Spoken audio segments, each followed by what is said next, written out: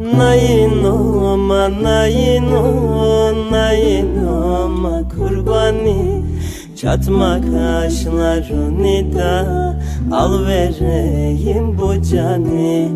Nayinoma, nayinoma kurbani, çatma kaşlarını da al vereyim bu cani.